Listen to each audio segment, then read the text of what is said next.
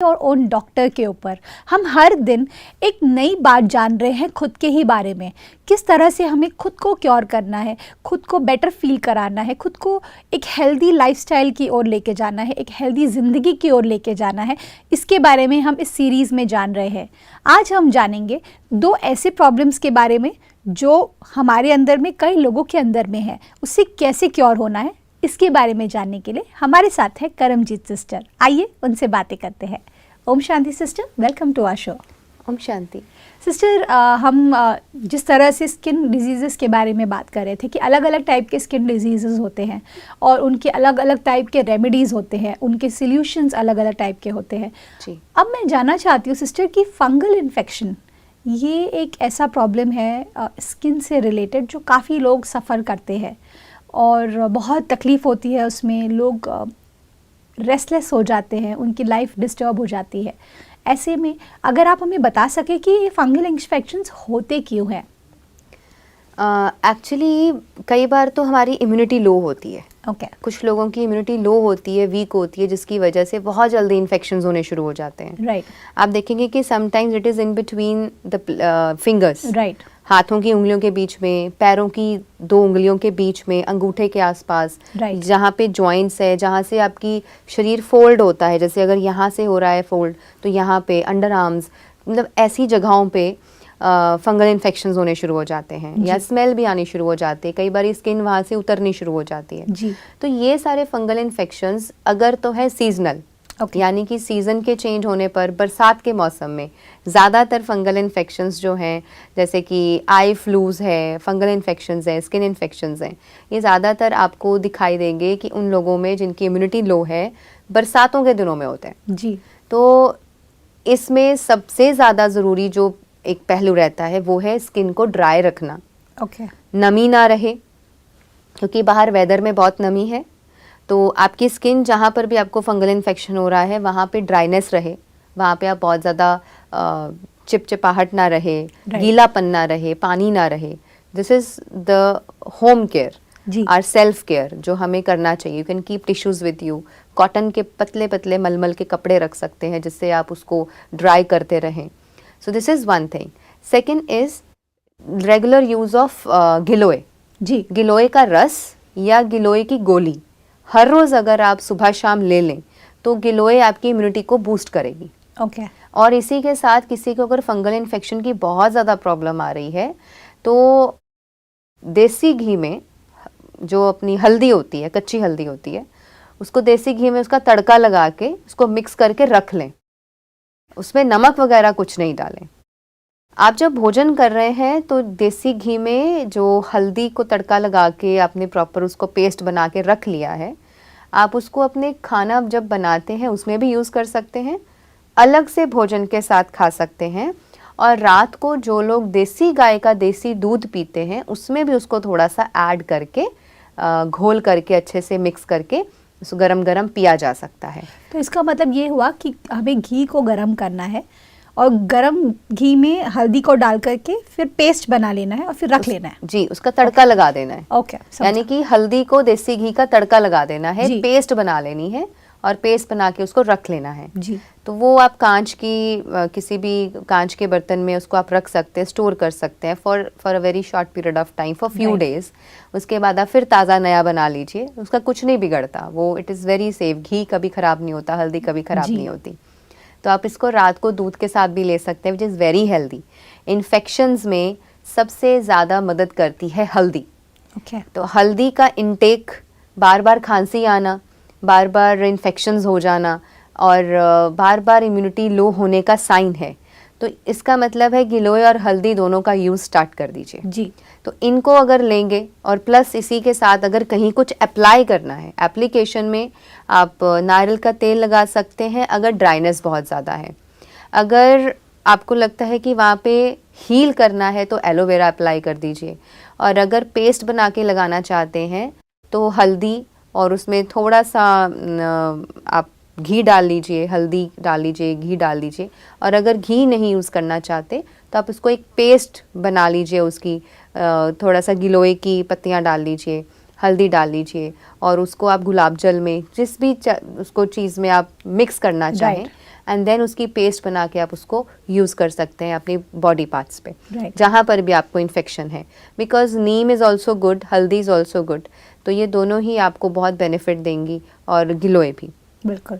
Sister, एक और aspect जुड़ता है कोई भी तरह की बीमारी से रिलेटेड, जो मैंने नोटिस किया है कि जब भी हमें कोई बीमारी होती है ना, तो सबसे पहला थॉट हमारे दिमाग में आता है, अरे ये क्या हो गया, ये क्यों हो गया। हम पहला क्वेश्चन ही खुद को ये बोलते हैं कि क्यों हुआ, और वो क्यों का आंसर हम गूगल में ढूंढते हैं। ये बहुत कॉमन हो गया है। लेकिन ऐसे में आपके हिसाब से, जैसे सपोज आप इतने सारे टिप्स दे रहे हैं, इतने छोटे छोटे और इतनी खूबसूरत टिप्स दे रहे हैं, सच बताओ तो प्रकृति को किसने बनाया? परमात्मा ने। तो परमात्मा हमसे कितना प्यार करते हैं यस। कि उन्होंने सब कुछ दिया हुआ है। जैसे लोग कहते हैं ना कि बुफे लगता है, तो उसमें आपका आला कार्ट होता है, आपको जितना खाना है आप खा सकते हैं, कुछ लोग का अनलिमिटेड होता है, बहुत सारी चीज़ें हम देखते हैं दुनिया में। लेकिन अगर हम ईश्वर की बात करें, उसने तो पूरी दुनिया दे दी है हमें, पूरा प्रकृति दे दिया है कि भाई चूज़ कर लो, इसमें से ये कॉम्बिनेशन आप लोगे तो आप ठीक हो जाओगे। That's the power of I would say nature. ऐसे में जब हम लॉस फील करते हैं कोई बीमारी को लेकर के, जैसे ये सब पेनफुल बीमारियां हैं, फंगल डिजीज़ होते हैं या और भी कोई डिजीज़ की हम चर्चा करेंगे, इसमें जो सबसे मेन चीज़ रोल प्ले करता है कि वो होता है कि हमारा बिलीफ किस तरफ है। क्योंकि देखिए, आप जो टिप्स हमें दे रहे हैं अभी, नेचुरल चीज़ें बता रहे हैं, कुछ लोगों को ऐसा भी लग रहा होगा ये ऐसे थोड़ी ना होता है कि इतनी दो चीज़ें लेकर के मिक्स करके पहले ले लिया तो ठीक हो गए, ऐसा थोड़ी ना होता है। क्यों? क्योंकि शायद उनको कोई और रास्ता पता ही नहीं है मेडिसिन्स के अलावा। तो ऐसे लोगों के बिलीफ सिस्टम को अगर हमें चेंज करना है तो आप थोड़ा सा हमें उस पर रोशनी डाल सके, बिकॉज नेचर इज़ पावरफुल। अगर आप हमें थोड़ा सा एक्सप्लेन कर सके। देखिए, जैसे फंगल इन्फेक्शंस की हम बात कर रहे हैं, तो उसमें चमत्कारी गुण है नीम, हल्दी और एलोवेरा में। जी। नीम के पत्ते लीजिए, उसको रगड़ कर, थोड़ा सा कच्ची हल्दी ले लीजिए और फ्रेश एलोवेरा का पल्प ले लीजिए। आप इनको मिक्स करके जहाँ भी फंगल इन्फेक्शन है वहाँ उसको अप्लाई करेंगे अगर ऊपर से, तो आप देखेंगे कि थोड़ी ही देर में वो हील होना शुरू हो जाएगा। वाओ। तो ये तो है प्रैक्टिकल इम्प्लीमेंटेशन, प्रैक्टिकल एप्लीकेशन, जिसको आप करके ही देख सकते हैं। राइट। तो क्योंकि इसमें तो कुछ छुपा हुआ ही नहीं है। गोली आप लेके खा रहे हैं, आपको नहीं पता है उसमें लिखा है कि ये है उसमें। राइट। क्या बनाया है, कैसे बनाया है, कहाँ से आया है, वी डोंट नो। राइट। लेकिन ये जो हम प्रैक्टिकल चीजें बता रहे हैं ये तो बिल्कुल स्पष्ट है। राइट। और आप करके भी देख सकते हो। अब दूसरी बात आती है कि इस तरीके की घरेलू होम रेमेडीज या आयुर्वेदिक रेमेडीज जो हैं, जी, अगर इनको करने से पहले हम सोचते हैं कि इससे क्या होगा, तो मैं उन लोगों को बताना चाहूँगी कि आज से 50-60 साल पहले या उससे भी पीछे चले जाएं, जब मेडिसिन्स नहीं हुआ करती थी, जब एलोपैथी भी नहीं थी, और उससे पहले जब होम्योपैथी भी नहीं थी, उससे भी पीछे चले जाओ जब सिर्फ आयुर्वेद हुआ करता था, या उससे भी पीछे चले जाओ तो सिर्फ वैद्यों के पास सिर्फ घरेलू नुस्खे हुआ करते थे, तो तब भी तो लोग बीमार होते थे।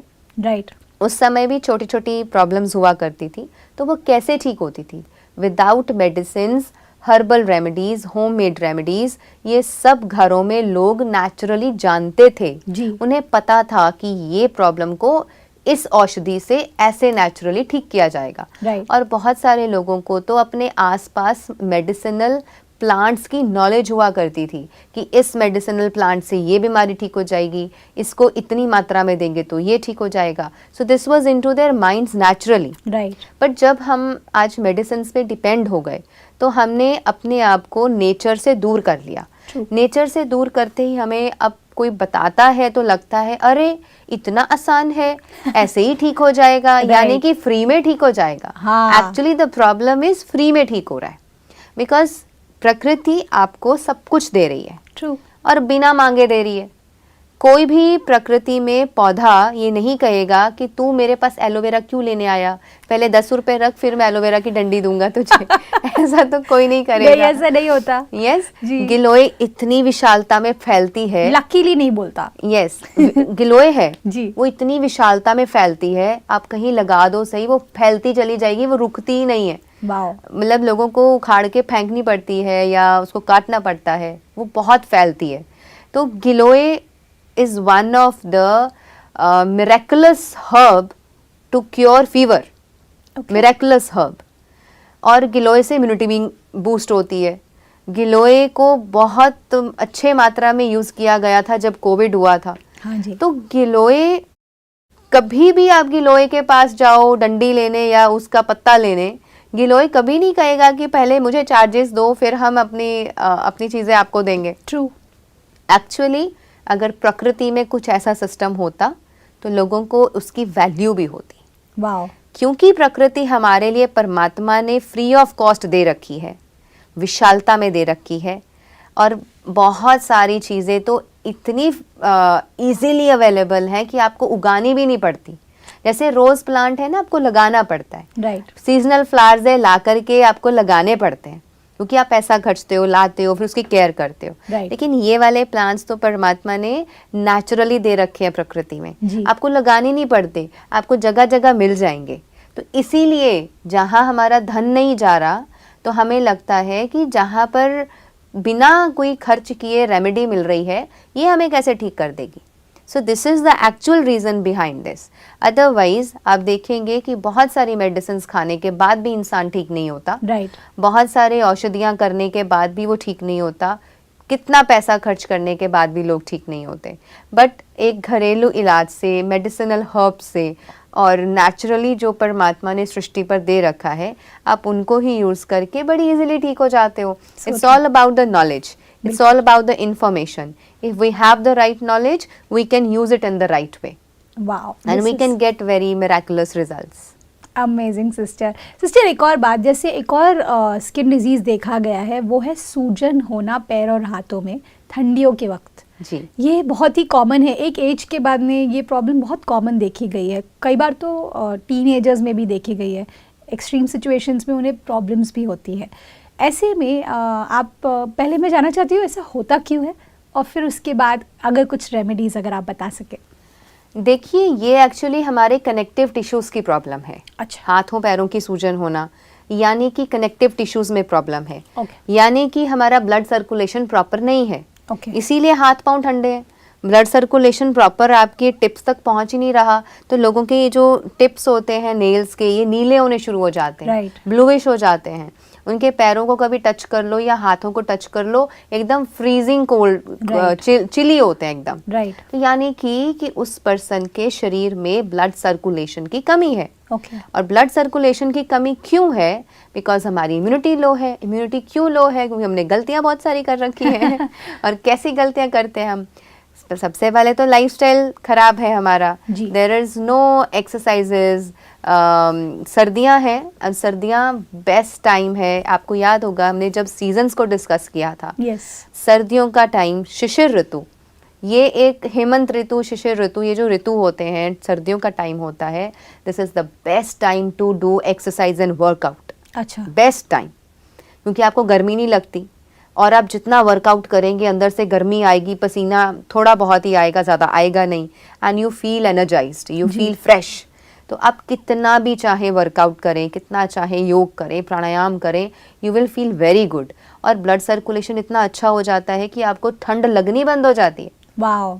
This is what I have practised in my last few years, कि जितना जितना प्राणायाम और योग को उसका अभ्यास बढ़ाती गई मैं, मेरे को ठंड लगनी बंद हो गई।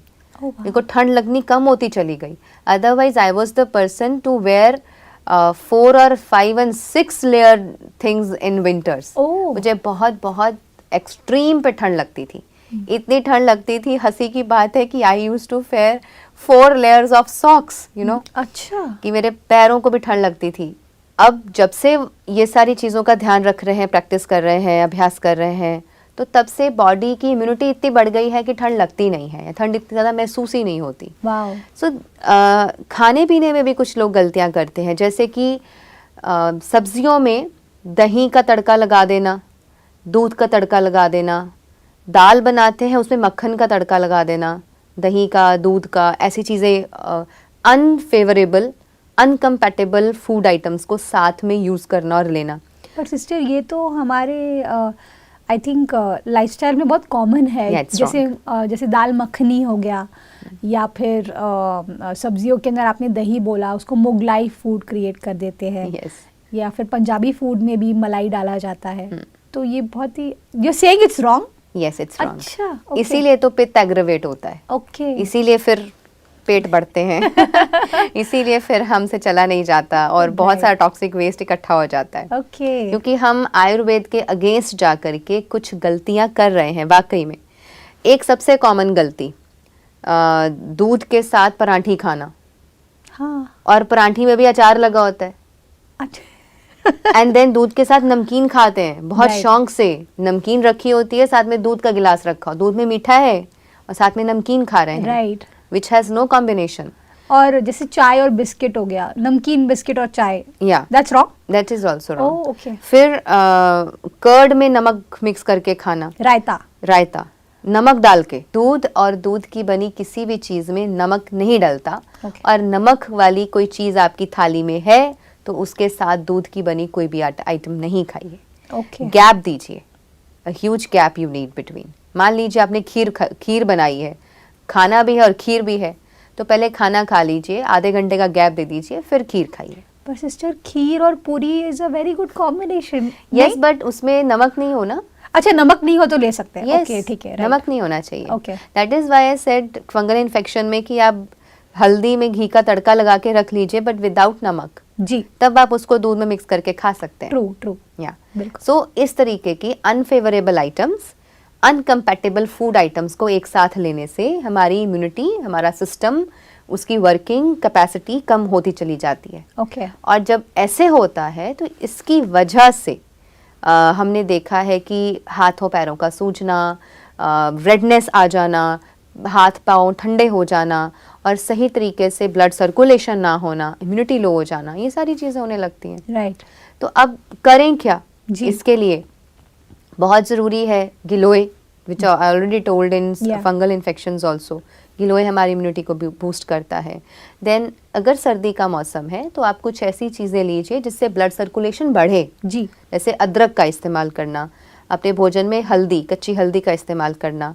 आप हर्बल डिकॉक्शंस एंड कंकॉक्शंस बना सकते हैं सर्दियों में। जी। एक अच्छा गर्म पेय तैयार कर सकते हैं, आप उसको लीजिए, उसको पिएं हर रोज़, तो आपके ब्लड सर्कुलेशन थोड़ा प्रॉपर होना शुरू हो जाएगा। बिल्कुल। और जिनके हाथों पैरों में बहुत ज़्यादा ही प्रॉब्लम आ चुका है उनके लिए एक बहुत अच्छी रेमेडी है वो ये कि मटर होते हैं, यस, छिलके उसके, पीस, यस, मटर और उनके छिलके दोनों को थोड़ा सा कूट पीस लीजिए। छिलके मतलब जो बाहर का आउटलाइन, yes, वो भी? यस, वो साथ में या खोल के या साथ में पीस, नहीं, बिकॉज़ दोनों तरीके से पीसा जाएगा वो। अच्छा, पीसना है। ओके, ठीक है। उसको कूट दें, चाहे टुकड़े कर दें, कूट दें, पीस दें, उसको क्रश कर दें, कुछ भी कर लीजिए, या आप खरल ओखली लेकर के उसमें थोड़ा सा उसको कूट दीजिए। ओके। तो उसको फिर सारे मिक्सचर को उठा करके आप एक पतीला लें, उसमें पानी डालें, उसमें वो सारा मिक्स कर दें, थोड़ी सी हल्दी का टुकड़ा भी डाल दें और उसको बॉयल करें। ओके। जब वो बॉयल हो गया प्रॉपर, आपको लगे कि मटर और उसके छिलके और हल्दी का पूरा रस उसके अंदर आ चुका है, उसको फ्लेम से उतार लें और जब वो गुनगुना रह जाए, ल्यूक वार्म हो, तो उसमें अपने पैर और हाथ रख दें। ओके। तो ये बहुत अच्छा इफ़ेक्ट देगा आपके हाथों पैरों को। आपकी जो सूजन है वो धीरे धीरे कम होने लगेगी, जो इन्फेक्शन है वो भी धीरे धीरे जाने लगेगा, जो रेडनेस है वो भी कम होनी शुरू हो जाएगी।